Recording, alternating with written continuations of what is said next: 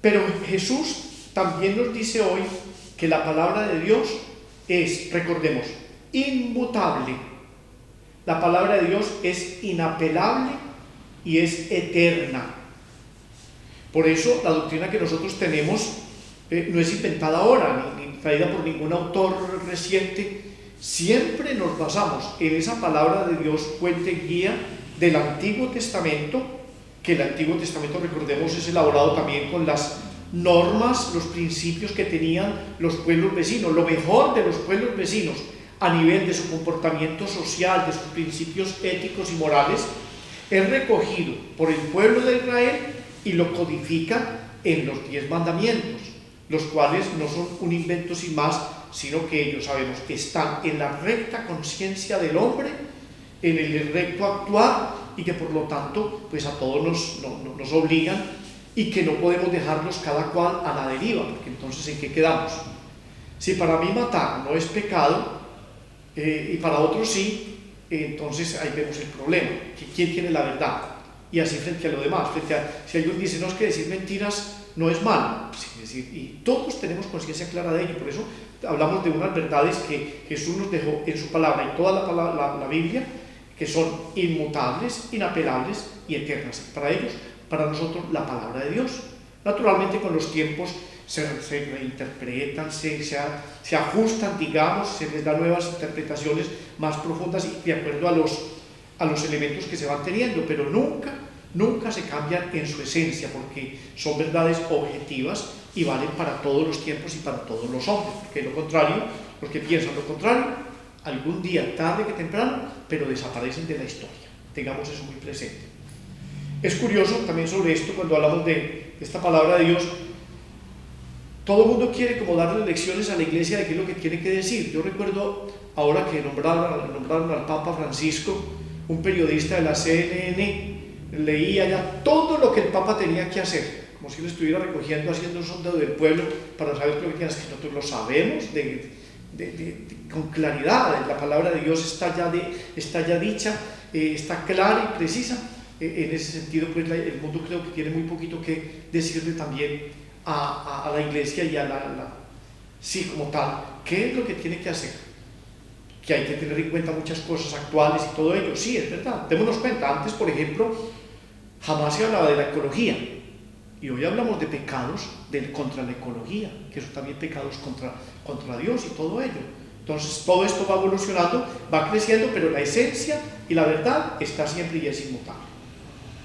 Concluyamos esto entonces diciendo la victoria de Jesús en el desierto contra el tentador es un anticipo de la victoria de la pasión. Entonces volvamos a relacionar eso. Así como surgió Jesús espiritualmente en el desierto por las tentaciones del maligno, así también nos damos cuenta, va a sufrir en la pasión, pero como venció las tentaciones del desierto, va después a vencer también la muerte con su resurrección, en la cual Jesús nos demuestra su total obediencia y amor al Padre. Dos palabras ahí fundamentales que los invito para que las tengamos presentes: obediencia y amor a su Padre.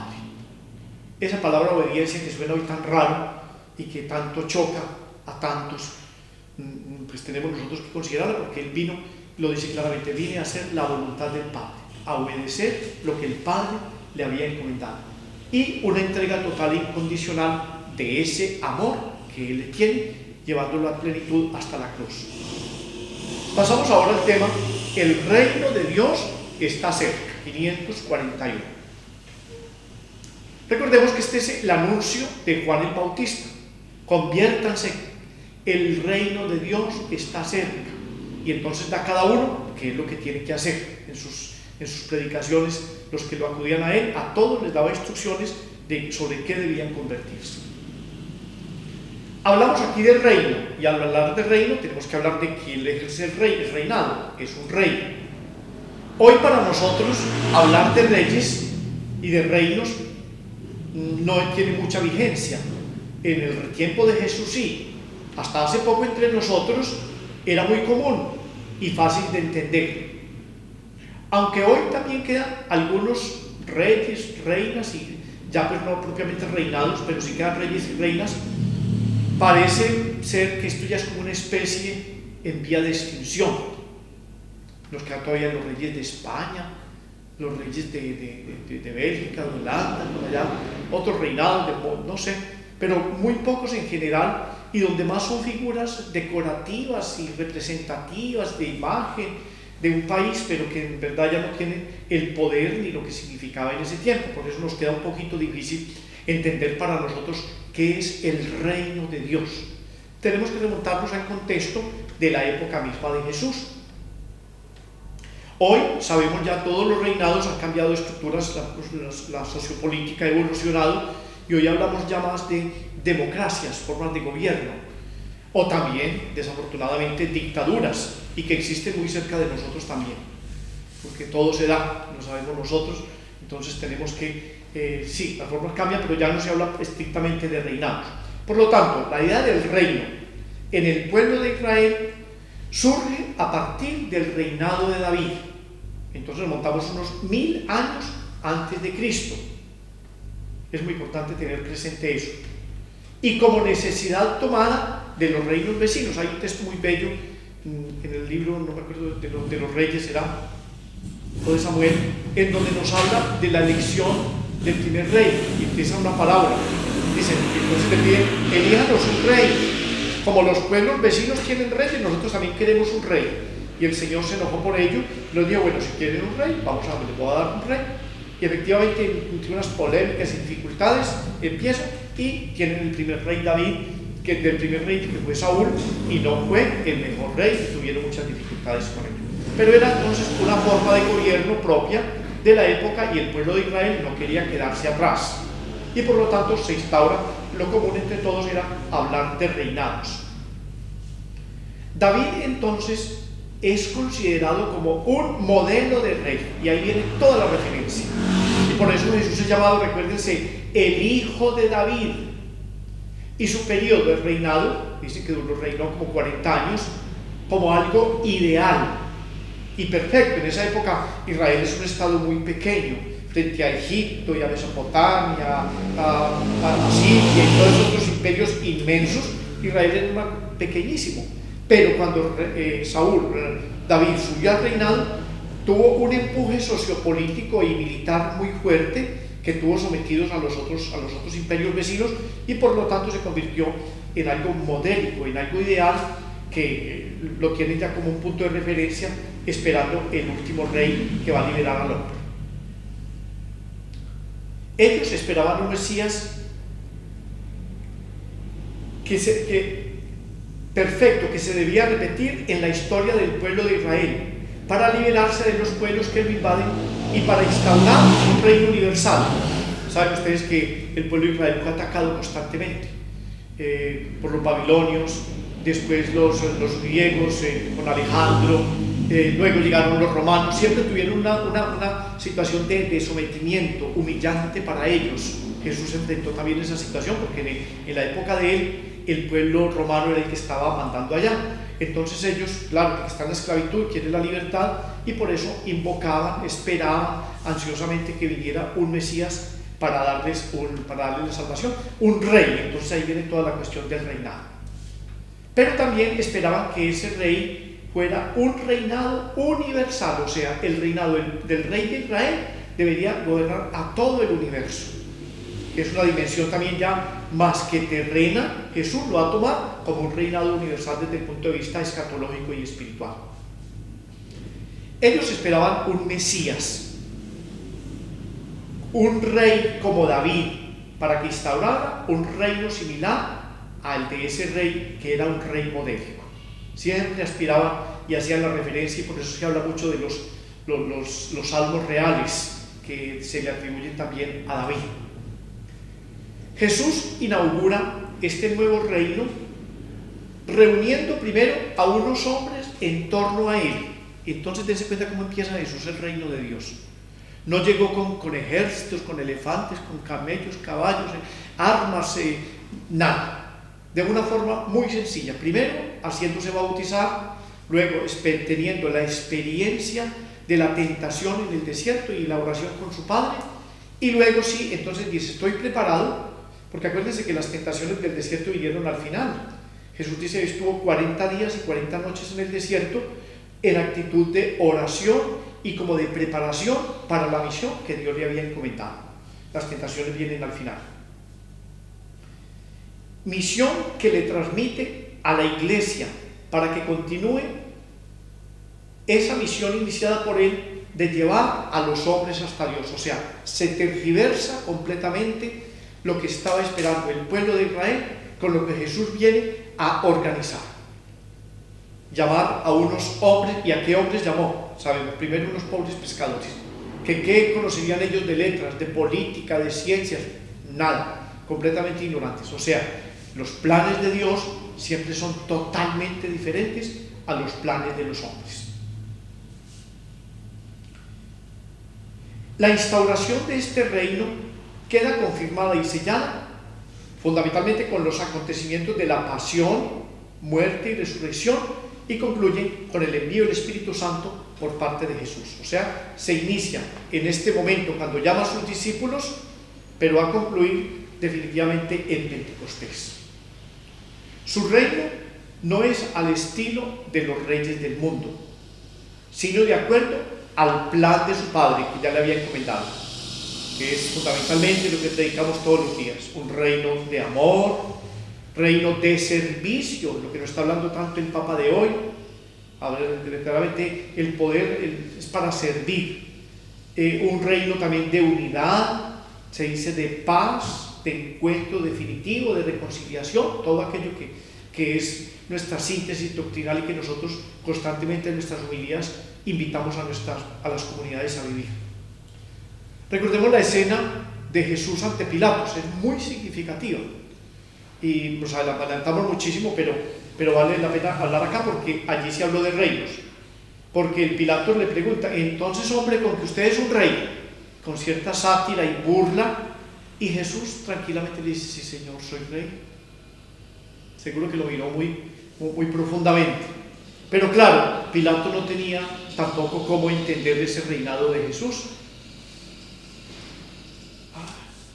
No tenía cómo entender ese reinado, y por lo tanto, pues mi reino, concluye Jesús así: mi reino no es de este mundo.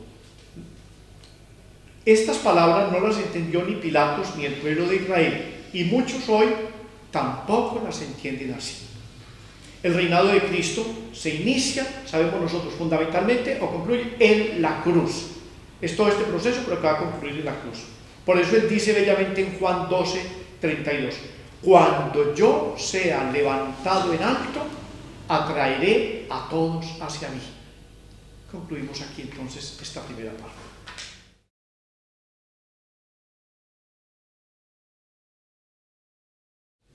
Antes de continuar esta última parte, les recordamos que entramos en un periodo de receso. Los 3 próximos jueves no tendremos la conferencia, dado que llega el periodo de vacaciones, y el tercer jueves será feriado. Por lo tanto, la próxima sesión la tendríamos el 25 de julio, jueves también, para que entonces sepan de una vez todos los que nos están viendo, y recuerden para que demos también un poco de vacaciones en este trabajo. Vamos al numeral 543, donde se dice el anuncio del reino de Dios. O sea que continuamos en esa tónica del reino, teniendo ya una suficiente claridad sobre lo que significa el reinado de Cristo. Jesús anuncia primero este nuevo reino a todo el pueblo de Dios como heredero de las promesas del Antiguo Testamento. Y yo creo que recordemos que Jesús completamente se dirige al pueblo de Israel, es una constante. Sin embargo, como consta también, y después nos dice el mismo San Juan, vino a los suyos, pero los suyos no lo recibieron. Y entonces se amplía la cobertura a otros pueblos vecinos, y definitivamente ya con Pentecostés, decimos, se abre para todo el universo. Claro que estas señales de universalidad están dadas ya desde el Antiguo Testamento. Los profetas también hablan de ese reinado universal para todos los hombres.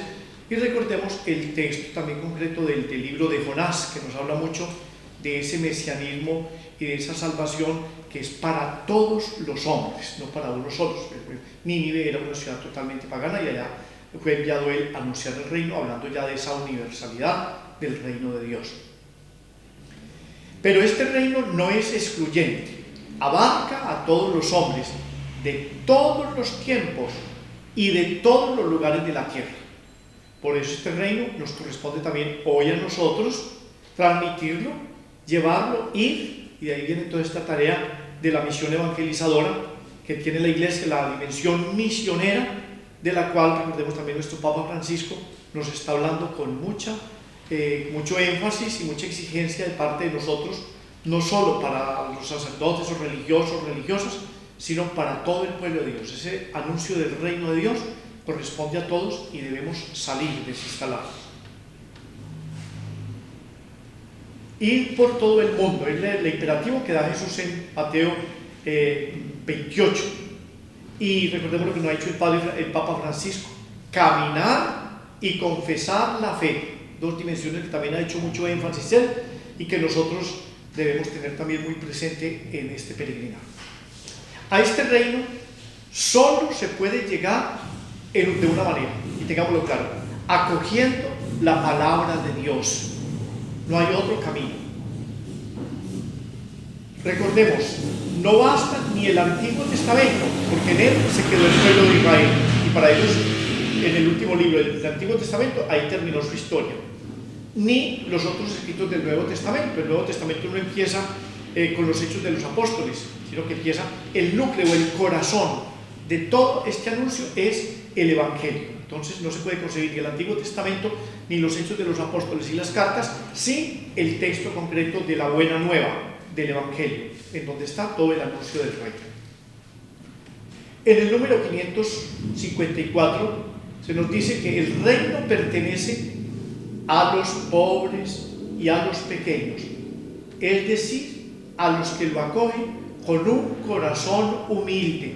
Yo creo que son elementos también fundamentales. Entonces, hoy que nos encontramos ante un mundo soberbio, arrogante, prepotente, porque sí, hemos tenido el dominio ya de la naturaleza, de los espacios, del macrocosmos, del microcosmos y las comodidades y todo lo bueno que hay, porque no es malo, pero el hombre se está desviando porque no es ahí donde queda el reino, sino que pertenece a los pobres y pequeños, los que lo acogen con un corazón humilde. Recordemos lo que Jesús nos dice también bellamente en su Evangelio: gracias, Padre, porque te has dignado revelar estas cosas a los pequeños, se las has ocultado a los sabios y prudentes. Mateo 11:25. No nos extrañemos entonces a veces del rechazo que el mundo nos da, porque no todo el mundo va a entender esta situación, ni lo van a, y aunque se les dé la oportunidad, muchos también lo han despreciado. Entonces ya no queda entre nosotros juzgarnos, sino nosotros saber que estamos en este reino y que no podemos salirnos de él. Pero ya sabemos el camino, el de la sencillez, el de la humildad. Jesús se identifica con este nuevo estilo de reinado con su vida, desde la humildad de su nacimiento en Belén hasta su ignominiosa muerte en el leño de la cruz. El pueblo de Israel esperaba un Mesías poderoso, descendiente, y por eso toda mujer israelita quería ser la madre del Mesías. Por eso todas querían también ser madres, porque decían de alguna de ellas, y se imaginaban que salía de la nobleza, de la hija del rey, la hija de algún sumo sacerdote, no sé qué cosas, y sin embargo vemos la forma como Jesús elige, desde el nacimiento en Belén y luego su ignominiosa e injusta muerte en la cruz. Ese es el reinado que Él va a ofrecernos. Aún más, Jesús invita a los pecadores a entrar en ese reino si se convierten de verdad. O sea, nadie queda excluido de él. Jesús nos enseña cómo es ese reino, ¿por medio de qué? De las parábolas. Eso es importante también, porque el Evangelio trae muchas parábolas en las cuales, donde se dice, semejante es el reino de los cielos, lo dice Jesús, y entonces ahí va describiendo a ese imaginario que Jesús tenía perfecto en su mente y que va describiendo lo que es el reino, o que podíamos identificar también con los tiempos paradisíacos, con lo que es el inicio que se vivió y lo que nosotros esperamos un día también vivir. Por eso recordemos cómo Jesús en la cruz va a instaurar ese nuevo reino con su muerte, y por eso le dice al ladrón que está a su lado: hoy estarás conmigo en el paraíso. Entonces, paraíso y reino podrían tomarse como dos sinónimos en este caso.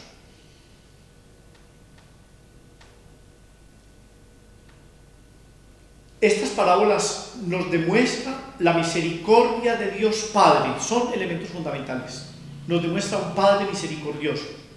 Nos invitan a la conversión de corazón. Esas parábolas nos invitan al desprendimiento de todo. Y yo creo que ahí es una cuestión difícil para nosotros en el mundo de hoy. Desprendimiento, cuando tenemos tantas esclavitudes, tantas idolatrías. Porque mucha gente dice que es atea del Dios que nosotros creemos, pero son muy creyentes en otro montón de cosas. No tienen un Dios, sino infinidad de dioses, según los intereses. Y las buenas obras, otro elemento también fundamental para entrar en las buenas obras.